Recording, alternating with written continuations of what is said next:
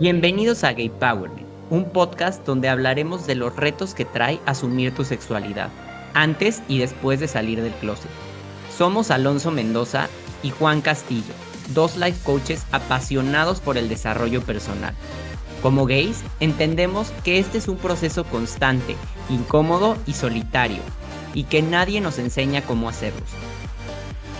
Nuestra misión es crear una comunidad de gays empoderados para ocupar el lugar que nos corresponde, ejerciendo el poder que nos da ser únicos. Sin importar en qué etapa de aceptación te encuentres, este es tu lugar seguro para sanar y despertar tu conciencia. Aquí te vamos a compartir herramientas, técnicas y estrategias que hemos adquirido desde nuestra formación como coaches e historia personal que te acompañarán en este camino. Bienvenidos a nuestro episodio número 3 de Gay Powerment. Estamos muy contentos de compartir con ustedes algo que eh, a lo largo del tiempo que llevamos trabajando y preparando en este podcast, nos hemos dado cuenta, tanto Juan como yo, que a lo largo de nuestro camino, a lo largo de nuestra existencia, los gays nos hemos sentido solos, atrapados y desconectados. Te invito a hacer este ejercicio de introspección eh, para darte cuenta de a lo largo de tu vida te has sentido así. Y creo sin temor a equivocarme que es muy probable que sí te hayas sentido así. Y yo llegué a la conclusión, después de mucho estudiar, que estos son síntomas de algo que se llama vergüenza. Y te voy a decir la traducción de una autora que me gusta mucho, que se llama Brené Brown. Y tiene una descripción que me parece espectacular y dice lo siguiente. La vergüenza es un sentimiento o experiencia intensamente dolorosa de creer que somos defectuosos y por lo tanto indignos de amor y pertenencia. ¿Qué quiere decir esto de la vergüenza? Que no solamente es sentirnos mal por algo que hemos hecho, sino que va más allá. Implica una profunda sensación de no ser adecuado y el miedo a ser rechazados por quienes nos importan. Y creo que esto es algo que, a pesar de que la mayoría de las personas experimenten vergüenza, nosotros como miembros de la comunidad LGBTIQ+, es mucho más común sentirlo. ¿Por qué? Porque desde pequeños empezamos a experimentar este sentimiento o esta creencia de que vamos a ser rechazados por nuestra orientación sexual. Por quiénes somos, vamos a ser rechazados. Si la gente se da cuenta que nos gustan personas de nuestro mismo sexo, nos van a rechazar. Y quiero un poco indagar la vergüenza, cómo se puede experimentar. Y desde una manera mental, eh, ¿qué quiere decir mental? Son estos pensamientos repetitivos que puedes llegar a tener en tu cabeza. Se puede reflejar un poco como inferioridad. Y la inferioridad es más o menos cuando sientes que no estás a la altura de las circunstancias, cuando te sientes inferior a las personas que te rodean por el simple hecho de ser tú. Otra forma en la cual pensamiento se puede experimentar la vergüenza es tener este sentimiento de menosprecio, también el sentir vergüenza por las acciones que otras personas hacen, y esto puede derivar un poco en el aislamiento, el evitar tener contacto social con las personas que nos rodean.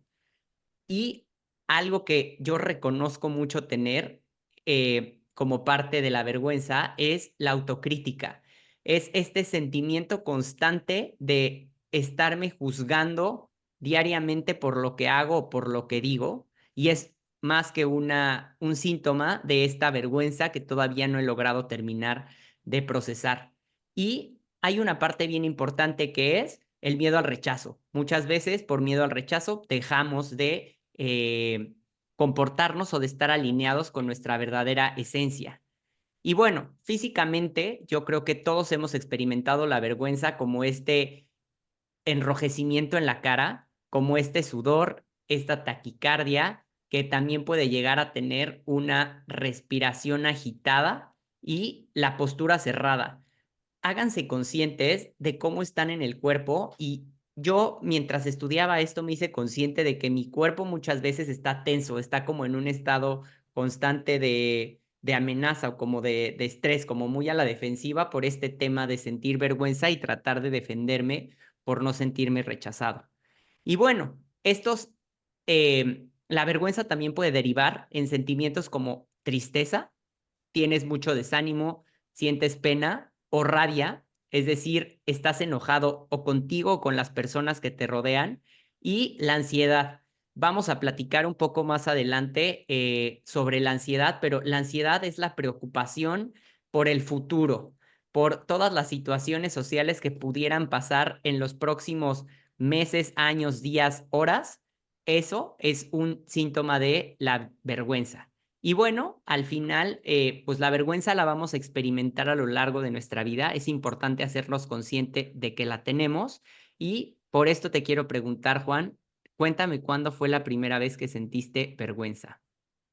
Bueno, antes de contestarte la pregunta, me gustaría añadir de que gracias a que estuvimos investigando sobre este tema de la vergüenza, esto es algo que también yo había trabajado muy poco hasta que lo comenzamos a investigar aquí. Creo que yo nunca me había hecho tan consciente que puede ser el problema quizás número uno de los gays y es el tema de la vergüenza, porque al final es lo que nos lleva a no sentirnos merecedores de aceptación y amor incondicional, porque es lo que siempre nos ha ocurrido. Desde niños sentimos vergüenza por que no nos gustaba el fútbol o porque veíamos novelas, por la razón que fuera, y entonces, desde niños como que se creó este código de significado de que por culpa de eso, o sea, que había algo mal en nosotros, no merecíamos ese amor y esa aceptación que normalmente los demás sí merecen.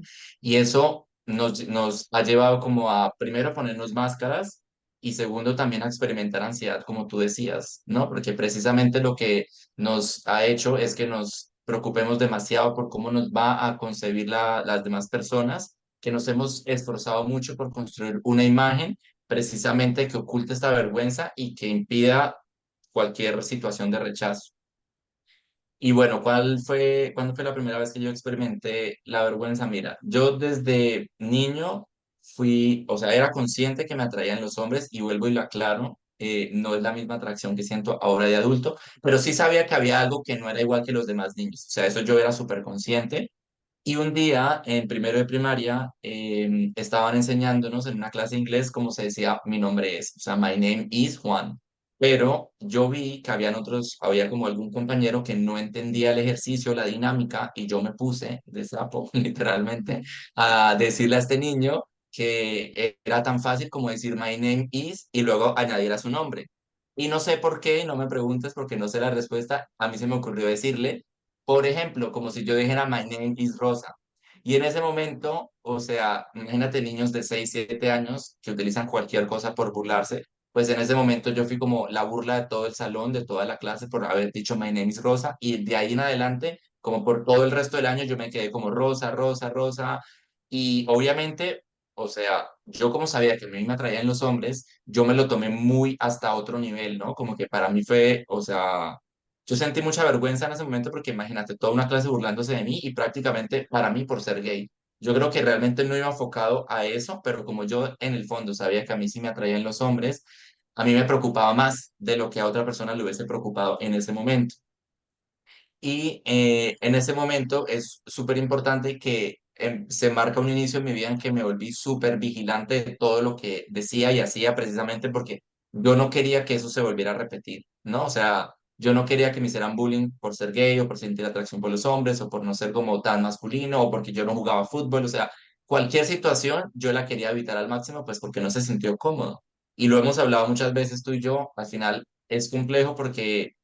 mm, piensa que, por ejemplo, para mí mis papás en ese momento no eran como amigos míos ni mis aliados, o sea, yo a ellos tampoco podía llegar a contarles que se estaban burlando de mí con lo de Rosa, porque eso era como, se iban a enterar de que yo era gay o que me atraían los hombres y eso tampoco era, o sea, eso también me daba muchísimo miedo, entonces al final es como, en esos momentos tampoco contamos con el apoyo de nadie, ¿no? Es algo que nos tocó como comernos solos. Y bueno, esa fue una de las muchas experiencias que igual luego también sufrí otro tipo de bullying, pero esa fue la primera y me acuerdo mucho que o sea, me traumó, me traumatizó horrible. O sea, fue, Qué interesante lo que cuentas, porque, o sea, justo como explicamos al principio, o sea, la vergüenza es como por ser quien eres te van a dejar de querer. Entonces, algo que noto que creo que tiene en común con mi historia es el hecho de que te dijeran rosa o el hecho de que dijeran que como eras rosa, eras niña, era algo como que al final ponía muy en peligro eso que te daba vergüenza que supieran, ¿no? Entonces creo que Sí, es un patrón que tenemos muchas veces, ¿no? O sea, hay situaciones que como que nos abren esa herida o como que nos abren esa puerta del closet en el que vivimos y el simple hecho de que le entre poquito la luz, tú tratas de cerrarlo y tratas de compensarlo con otras cosas, ¿no? Creo que es esta parte de vivir siempre alerta y por qué la vergüenza detona en ansiedad es porque estás en alerta, o sea, como que vives en un constante estado de amenaza porque descubran que eres gay y claro, que y te gustan las niñas. te quieres anticipar a que eso no vuelva a ocurrir, entonces piensas en los 18 escenarios posibles de lo que pueda pasar en cualquier situación en la que vas a enfrentar y te quieres anticipar a que ninguna de esas pase.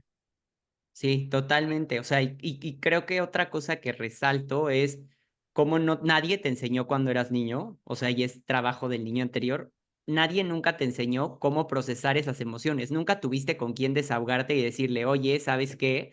O sea, me dicen rosa o me están molestando en la escuela porque se vuelve doble, o sea, vuelves a poner la atención en ti otra vez porque tus papás van a voltearte a ver y tal vez te pongan tanta atención que se den cuenta que pues si eres gay, ¿no? Claro, no llevamos reprimiendo muchos años. Sí, sí, a eso me recuerda un poco yo cuando iba en la primaria, o sea, primaria kinder, o sea, creo que es bien interesante cómo empezamos desde niños a sentir la vergüenza. Yo me acuerdo que estábamos en la escuela haciendo una obra de teatro y me tocaba disfrazarme de Cristóbal Colón. Y yo no, o sea, yo no entiendo por qué mi mamá en Cristóbal Colón me quiso vestir muy literal como Cristóbal Colón y me acuerdo que era una túnica de la que me disfrazaron de Cristóbal Colón, pero no me llevaron ropa para cambiarme en el recreo. Entonces tuve que salir al recreo vestido de Cristóbal Colón y me acuerdo que los hermanos de mi amiga que iban, creo que en primaria, me vieron y empezaron a decirme, traes falda, traes falda, traes falda. Y, o sea, como que yo dije, no, pero no es una falda, o sea, no es mi culpa, o sea, como que sentí una sensación de ardor en la cara, como de vergüenza de que dije, híjole, es que las mujeres usan falda, estos niños dicen que usan falda, entonces van a decir que soy niña, que no lo pude sostener y me encerré en el baño, o sea, me encerré en el baño hasta que llegara la hora de la salida y fueran por mí, porque no quería que nadie viera que usaba falda. Ya, pero tú también eras consciente que te atraían los hombres, o sea, Sí, sabías en el sí, sí, fondo que había sí. algo más por esconder. Sí, sí, claro, o sea, porque si hubiera estado, o sea, que creo que muchas veces ya cuando eres adulto y te dicen maricón, hasta es un orgullo, ¿no? O te dicen gay, dices, ah, a huevo, o sea, pero cuando eres un niño Ah, y no, cuando depende del hecho de que seas igual que todos los demás y que te comportes igual de los demás para pertenecer a la manada, ahí es cuando se pone amenazante el hecho de que descubran que eres diferente. claro, Y bueno, entonces creo que hemos hablado un poco como de la infancia, pero hay momentos en la vida actual y adulta en la que seguimos experimentando la vergüenza, ¿no? Es un sentimiento que como no procesamos o como no le pudimos dar un nombre, se sigue extrapolando en situaciones de nuestra vida. ¿Hay alguna situación en tu vida actual en la que sigas sintiendo vergüenza?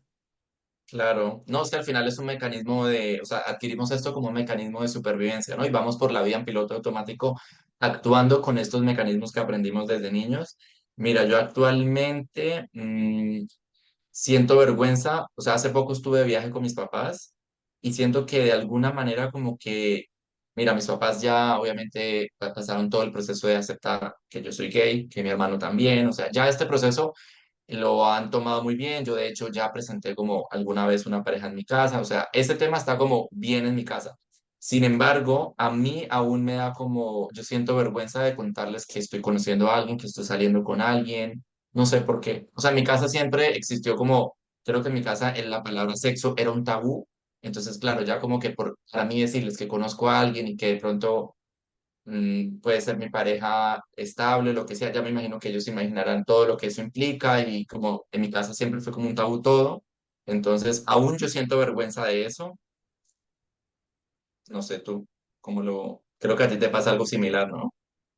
Sí, pero creo que lo mío, o sea, obviamente mi familia es como un layer más fuerte, o sea, para mí presentarle a alguien a mi familia que me gusta, creo que es una barrera enorme, que, o sea, que es una vergüenza que no me puedo ni imaginar en este No has momento. cruzado esa barrera, No, no he cruzado esa barrera, pero el hecho de reconocer que alguien me gusta, o sea, porque al final, como a mí me daba tanta vergüenza el demostrar que era gay, evidentemente yo crecí como poniéndome esta protección de decir, pues no me interesa la gente, o sea, como que a mí no me importa nadie, yo no quiero a nadie, o sea, como tratar de poner a un lado todas las situaciones y todas las emociones, como de decir, ay, bueno, no me importa que hablen mal de mí, perdedores, o sea, o no me importa que no les caiga bien porque yo soy, pero verdaderamente me afecta en sobremanera, ¿no? O sea, creo que es una máscara que me he dado cuenta que pongo, o sea, como que digo, ay, no me afecta, pero por dentro me estoy cagando. Entonces, el hecho de yo reconocer que me gusta a alguien, creo que es una situación de vergüenza porque pues pone en riesgo toda la, pues toda la la coraza. maquinaria, ajá, pone toda la coraza. Entonces creo que sí, o sea, cuando reconozco que alguien me gusta, pues mi vergüenza de reconocer que pues no soy tan poco sensible, tan sensible como, no, tan, sí, que soy sensible, que soy más sensible de lo que demuestro ser, pues pone en Ya, riesgo estas situaciones de vergüenza. claro. Alonso, ¿y qué mecanismos has utilizado tú para tapar la vergüenza? Creo que ese, como te digo, o sea, que es como que nada me importa, que nada ni nadie me importa, es uno de mis mecanismos de defensa, o sea, lo he utilizado con amigos que quiero demasiado y como que trato de no demostrarles lo mucho que me importan porque me da miedo que vean que no soy un robot. Estoy trabajando en eso. Creo que la parte del perfeccionismo, o sea, al final, y creo que retomando lo que decías al principio de sentirte como amenazado. Hemos platicado muchas veces, decías, bueno, sí soy gay, pero al menos no soy, o sea, no soy inteligente o no soy femenino, no quieres que se den cuenta de esto. Yo creo que el perfeccionismo, ¿no? O sea, yo decía, bueno, si la gente se llegara a enterar que soy gay, por lo menos ya trabajé lo suficiente en ser el más inteligente, en ser el más sobresaliente en mi trabajo, en tener las mejores calificaciones, el que no tiene otro error más que ser gay. Entonces, siempre he Como sentido si como que quisieras soy, compensar ajá, con otras ajá. cosas el defecto de ser gay. Sí, como que siento que en la carrera, o sea, yo que corro, siento como que en lugar de salir a correr igual que todos los jugadores, yo salí a correr atrás, 100 metros atrás por ser gay. Entonces tengo que rebasarlos a todos para que, o sea, como para dejar de sentir esa culpa que me genera el ser gay. Y creo que también muchas veces la parte como de la comparación con otras personas, o sea, muchas veces, y hablando de esto, yo tiendo a estar incómodo con mi apariencia física, entonces muchas veces lo trato de reflejar en otras personas, ¿no? Entonces, como yo Ok. no me siento cómodo con mi apariencia física, si siento que subí de peso o si siento que no me veo lo suficientemente bien, trato de distraer la atención y ponerla en otra persona que siento que está peor que yo, ¿no? Entonces podríamos decir que como este crítico que soy con las otras personas es porque pues verdaderamente yo llego a sentirme incómodo con mi apariencia o con eso, pero o sea, creo que estoy trabajando en esta parte de hacerme consciente y de mirar primero adentro y Sí, sentir, o sea, conocer que estoy experimentando vergüenza y pues no ponérselo a la otra persona. Y también sí. otra cosa que hago es tiendo a hacer lo que las personas quieren. Entonces, muchas veces, como por miedo a que me dejen de querer, hago cosas que no quiero hacer. Entonces, luego tiendo a ser demasiado atento con las personas cuando no me nace genuinamente. O sea, si es una fiesta de cumpleaños, aunque esté cansado, me ofrezco a ir a ayudar porque pienso que si le digo que no a la persona que voy a ayudar, me van a dejar de querer. Ya. Entonces creo que esas son un poco las máscaras. Interrumpo este episodio para invitarte a que nos sigas en Instagram. Nos encuentras como Gay Powerment. Envíanos un DM con tus preguntas, sugerencias o comentarios. Queremos saber qué tal te parece este podcast. Nos va a encantar leerte. Y si quieres profundizar en sesión uno a uno de coaching con nosotros, puedes agendar directamente en el link de la bio en el mismo Instagram. Fíjate que yo también tengo la de perfeccionismo, ¿no? Que lo hablábamos de que, bueno, en eso somos muy parecidos, como yo me hiperexijo demasiado todo el tiempo, ¿no? Como primero, el perfeccionismo enfocado en el error, a no cometer errores precisamente para que no te juzguen, pero también va el perfeccionismo llevado a todos los niveles de mi vida. Entonces, la perfección a nivel de apariencia física, como me exijo de ir al gimnasio para tener una buena apariencia física, vestirme bien, tener un buen trabajo, tener éxito profesional, tener todo perfecto, ¿no? O sea, cada área de mi vida debería ser como perfecta y al final realmente me doy cuenta que es una máscara. O sea, al principio lo haces inconscientemente y luego te das cuenta que tiene un fin o un propósito que es al final como conseguir cierta validación y aceptación, ¿no? Que sí que la tengo a nivel de perfeccionismo y como les contaba, desde niño, desde que sufrí este episodio de bullying con My Name is Rosa, cogí esta máscara de la masculinidad, ¿no? Y la máscara de la masculinidad la puedes ver desde dos aspectos. La primera, como adoptar comportamientos heteronormativos, o sea, tú te fijas qué sería heteronormativo, qué hacen las personas que son heterosexuales a tu alrededor y tratas de imitar ese comportamiento.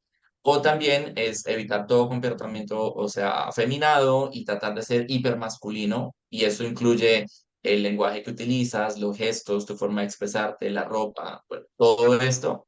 Esta sí ha sido una máscara que he utilizado desde muy pequeño y el perfeccionismo. Y el perfeccionismo lo puedo lo puedo como resumir en, siempre me he enfocado o me enfoqué mucho tiempo en demostrar una vida perfecta. Entonces me acuerdo que hace unos años para mí era súper importante mi Instagram, que se viera como que yo iba de fiesta, que tenía una vida súper divertida, súper cool, como una vida social muy activa, eso era súper importante para mí, ¿no? Como tratar de mostrarle al mundo que yo la estaba pasando súper bien, como you only live once, y en eso duré como unos años. Ya realmente hoy eso sí está bastante trabajado, pero aún así creo que el perfeccionismo sí hace parte de mi vida, ¿no? O sea, creo que son cosas que puede ser que te vayan a acompañar durante toda la vida.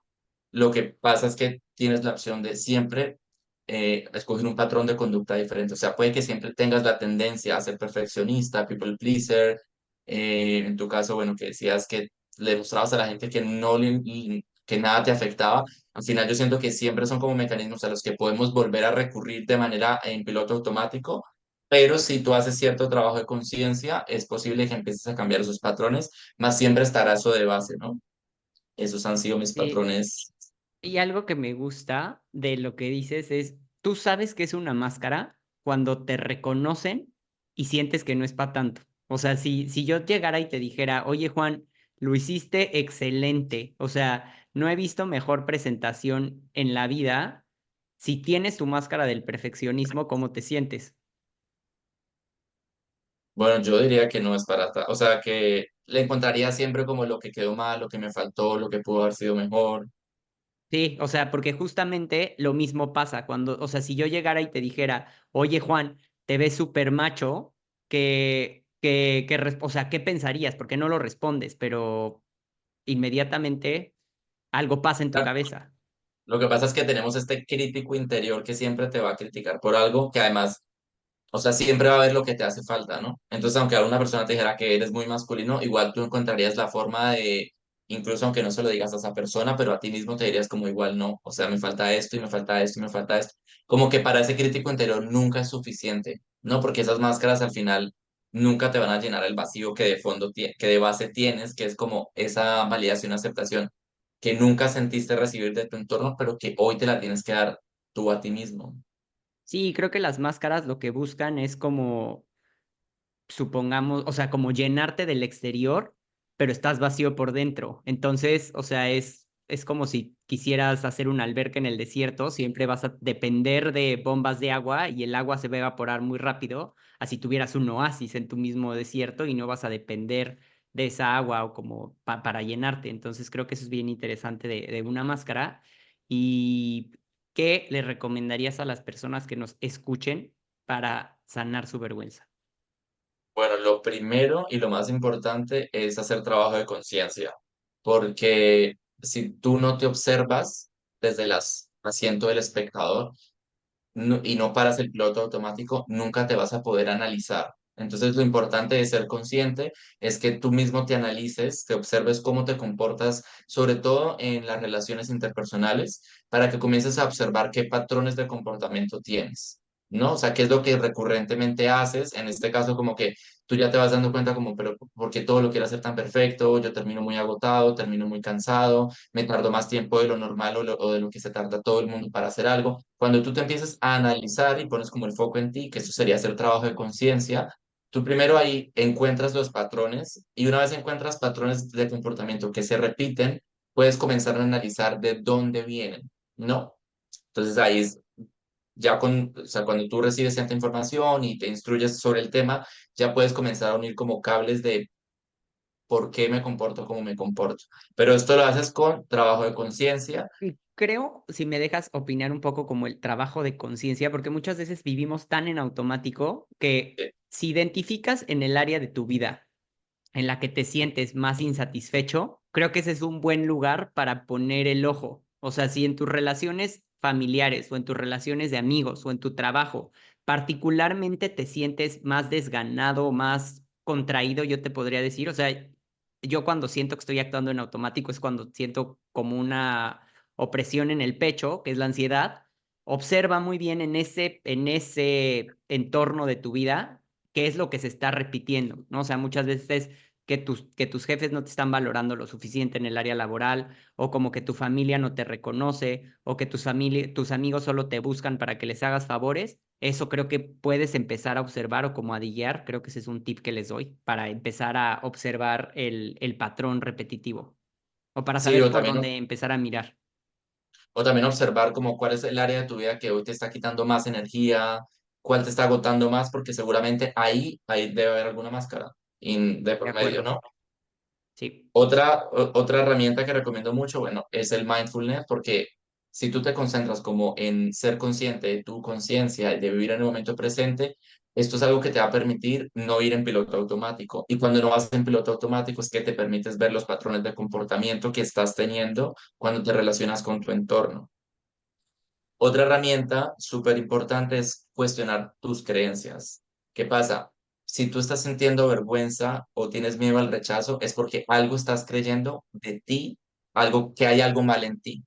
Entonces es comenzar a cuestionar o a identificar qué es lo que crees de ti mismo y cuáles son las razones por las cuales crees que debes sentirte avergonzado o que la gente te va a rechazar y comenzar a cuestionarlas, porque muchas veces creemos que lo que creemos es una verdad absoluta y realmente todo depende, es como el enfoque que tú le des. Creo que no hay verdades absolutas. Siempre depende como desde qué ángulo quieres mirar, con qué perspectiva lo estés viendo. Y ahí hay una herramienta que nosotros aprendimos en nuestra certificación de coaching que se llama The Work, que es justamente para eso, como para poder cuestionar esas creencias a las que tú estás súper aferrado y realmente lo más probable es, yo siempre que la utilizo me doy cuenta que eso no era tan verdad como yo lo creía, ¿no? Y te vas dando cuenta que muchas veces es tu mente o tu ego el que te está diciendo una mentira disfrazada de verdad, tu crítico interior lo mismo. Y Sí, y si me ujú, dejas hacer como un poco, o sea, como un hincapié, porque creo que esta parte luego es bien difícil retar tus creencias, porque al final las has creído tantas veces que una mentira dicha muchas veces suena verdad. Entonces, creo que algo que es bien importante es cuando te estés enojando, o sea, porque al final, si te está quitando a la energía, es porque lo estás pensando o lo estás, o en sea, estás bucle. corriendo una carrera en tu cabeza pensando lo mismo. Tómate un segundo para saber qué estás pensando, ¿no? O sea, por poner un ejemplo del people pleaser, o sea, de mi máscara, yo siempre sentía que mis amigos no valoraban lo suficiente todo lo que yo hacía por ellos.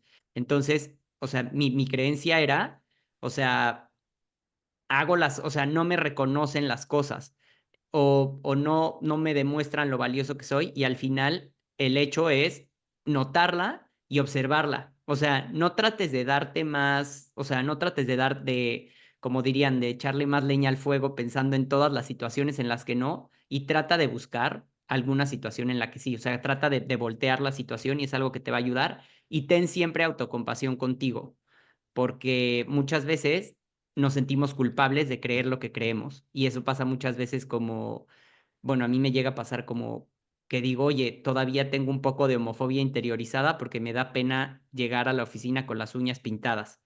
Entonces, o sea, como que yo digo, no puedo tener un podcast para hablar de empoderamiento a hombres gays si me da pena llegar a la oficina con las uñas pintadas, ¿no? Entonces, tienes que ser autocompasivo, ¿no? O sea, no te sientas mal por creer lo que piensas, solamente lo pensaste en algún momento y lo tienes que dejar ir. Sí, porque al final, bueno, primero piensa que eso te sirvió para protegerte en su momento, creíste, o sea, tú hiciste lo mejor que pudiste en su momento cuando aprendiste esa creencia y hoy en día también sí, siempre hacemos lo mejor que podemos. Entonces al final, como dices tú, como ser muy autocompasivos con nosotros, porque si nosotros mismos ya somos duros con nosotros, ¿qué estamos esperando que el entorno haga con nosotros, no?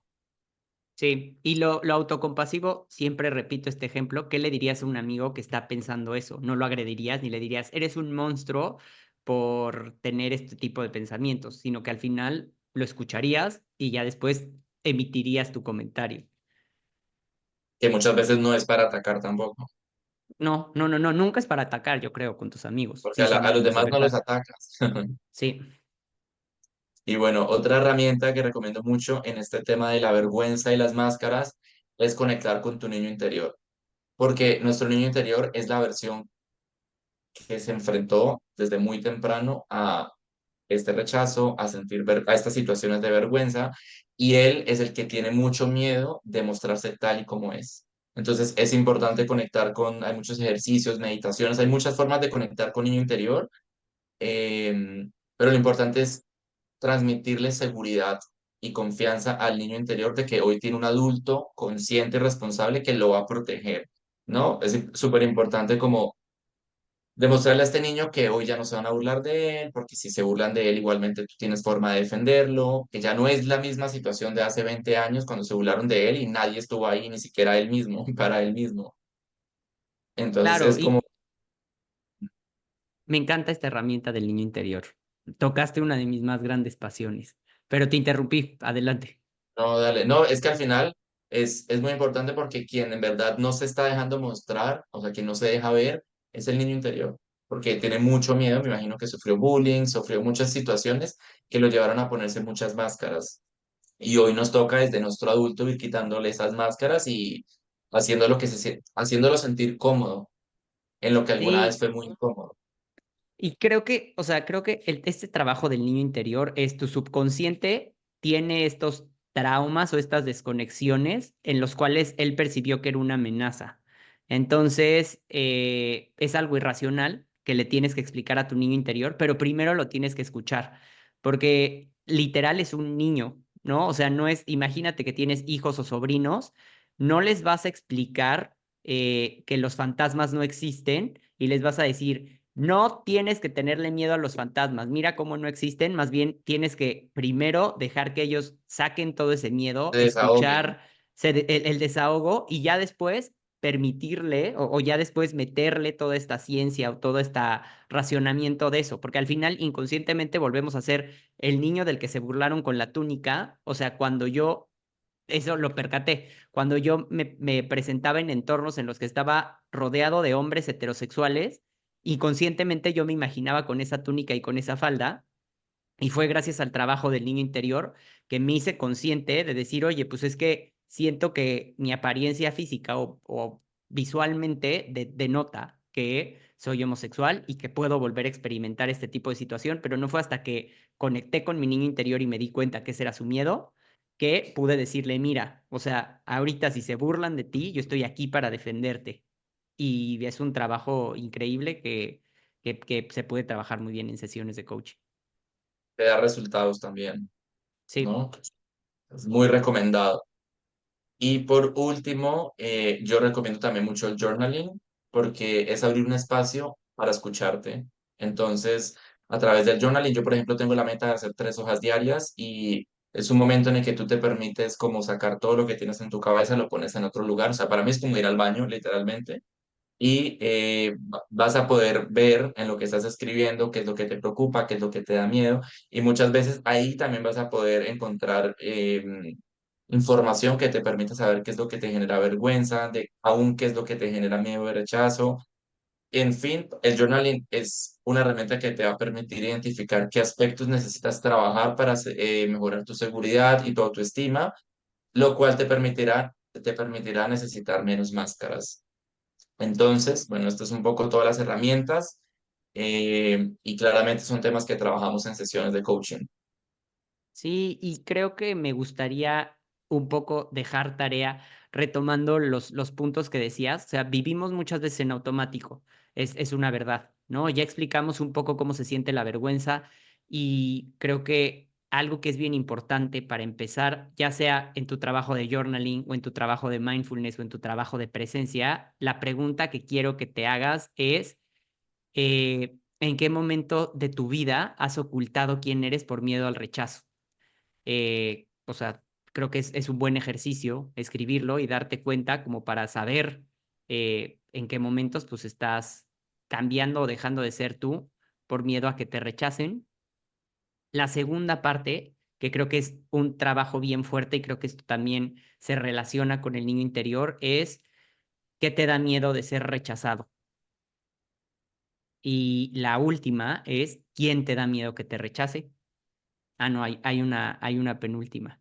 Y creo que la última va un poco más a compromiso. O sea, creo que quiero agradecerles por escucharnos hasta este momento y creo que las personas que nos escuchan son personas muy comprometidas con seguir avanzando en este trabajo espiritual y es a qué te comprometes contigo para aceptarte más. Bueno, muchas gracias por su tiempo y estén pendientes porque se viene un próximo episodio que vamos a hacer énfasis en cada una de las máscaras. De hecho, se vienen 2 episodios de máscaras para tratar este tema un poco más a profundidad. Entonces, estén pendientes. Gracias, hasta luego. Gracias. Nosotros somos Juan Castillo y Alonso Mendoza. Esto fue un podcast más de Gay Powerment. Gracias por quedarte hasta el final. Si crees que el coaching puede ayudarte, te invitamos a agendar una sesión 1-a-1 con nosotros. Encuentras el link en la bio de nuestro Instagram. Nos encuentras como Gay Powerment. También puedes enviarnos un DM con tus comentarios, sugerencias y preguntas. Queremos saber qué te está pareciendo este podcast. Nos encantará leerte y conectar contigo. Y si crees que a alguien pueda servirle este contenido, compártelo y ayúdanos a crecer esta comunidad. Te invitamos a que nos dejes una calificación en Spotify, Apple Podcast o un comentario en YouTube. Tu feedback es muy importante para nosotros.